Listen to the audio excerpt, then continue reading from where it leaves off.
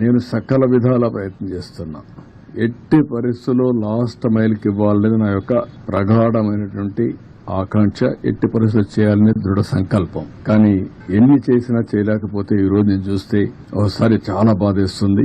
ఒక అతను 1 సంవత్సరం అబ్బాయి తీసుకొని వచ్చి ఏడుస్తున్న దగ్గరికి వచ్చి, నా భార్య వదిలేసి వచ్చాను ఈ పిల్లవాడి కోసరం, వీడిని బతికించుకోవడం కోసరం నేను భార్యను కూడా వదిలిపెట్టి ఇక్కడికి వచ్చాను, పలానింట్లో ఉంది, నా భార్యను తీసుకురండి అని చెప్పి ఏడ్చే పరిస్థితికి వచ్చాడు.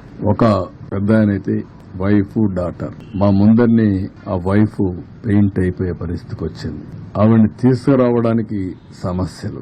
ముసలివాళ్లు నడవలేరు, బాగా వర్షపు నీళ్లు తడిచిపోయారు. తడిచిపోయిన తర్వాత బట్టలు కూడా లేవు, రోడ్డు మీద కూర్చునే పరిస్థితికి వచ్చారు. అవన్నీ చూసినప్పుడు ఎంత నిస్సహాయ స్థితిలో ఉన్నాం, ఎంత బాధాకరమైన పరిస్థితిలో ఉన్నాం అనే బాధ కలుగుతుంది. అందుకే ఈ రోజు మళ్లీ ఆలోచించాం. ఈ రోజు స్పష్టంగా 32 డివిజన్లకి 32 సీనియర్ IAS ఆఫీసర్లు పెట్టారు. అదే మరిగా 149 గ్రామ సచివాలయాలు కార్పొరేషన్ లో ఉన్నాయి. 30 గ్రామ సచివాలయాలు రూరల్ ఏరియాలో ఉన్నాయి. 179 ఉన్నాయి.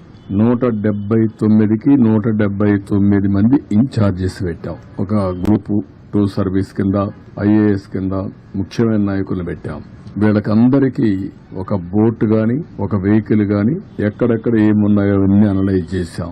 ఉదాహరణ, కొంతమంది నడిచిపోయే పరిస్థితి వస్తుంది. ఇప్పుడు బాగా వెసులుబాటు వచ్చింది కాబట్టి ఒక ట్రాక్టర్ ఒక వ్యానో పెట్టుకుని ఫుడ్ పాకెట్స్ అన్ని డిస్ట్రిబ్యూట్ చేసే పరిస్థితి వస్తుంది. కొంతమంది బోటే కావాల్సి వస్తుంది, బోటు ద్వారా ఇవ్వాలి. కొంతమంది ఏదైతే నడిచి కూడా నేను చెప్పాను ఇచ్చే అవకాశం వస్తుంది. కొన్ని ప్రాంతాల్లో ఓసారి రీచ్ కాలేనప్పుడు, రీచ్ అయినా కూడా సరిగా చేయలేనప్పుడు 6 హెలికాప్టర్లు ఉన్నాయి. హెలికాప్టర్ల ద్వారా ఫుడ్ అంతా కూడా డ్రాప్ చేసే పరిస్థితి వస్తుంది. దానికి కూడా ప్రణాళికలు తయారు చేశాం.